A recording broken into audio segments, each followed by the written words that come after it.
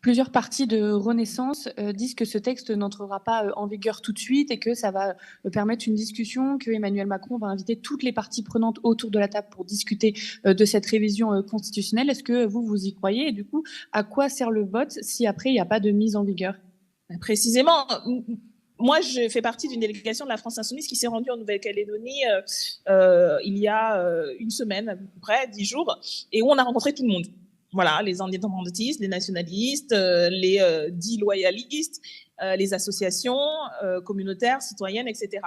Ce que j'ai constaté, en fait, c'est que le dialogue avait repris, que la discussion était possible. Et donc, le gouvernement utilise ce projet de loi constitutionnelle pour forcer la main à une des parties, pour forcer la main aux indépendantistes, en prenant le parti des non-indépendantistes, et obtenir aux dépens des indépendantistes et d'une grande majorité du peuple kanak, le peuple autochtone, un accord. Et donc, il n'y a rien qui va là-dedans, parce que d'abord, on touche à la Constitution, qui est quand même la norme suprême, pour en fait créer un rapport de force et mettre la pression sur des négociations entre partis politiques. Enfin, c'est vraiment, je pense que tous les constitutionnalistes se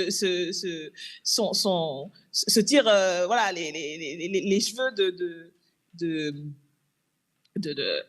tellement cette procédure ne va pas.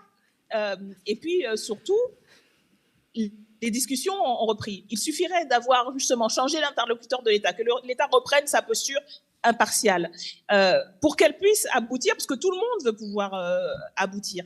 Et en l'État, les cadres mis en place par l'accord de Nouméa continuent, et c'est inscrit par ailleurs dans la Constitution, en fait, déjà. Ce dont on parle est déjà inscrit. Donc ça a été prévu, il était prévu que, au bout des 3 référendums, s'il n'y a pas une résolution, les procédures et les dispositifs mis en place par l'accord de Nouméa continuent. Donc en fait, il n'y a aucune urgence. C'est ça, en fait, qu'il faut rappeler. Il n'y a aucune urgence, si ce n'est la volonté de passer en force. Et, en fait, en vérité, on retrouve là en fait la politique macroniste dans toute sa splendeur, si on peut dire, c'est-à-dire la brutalité et le mépris de la souveraineté populaire.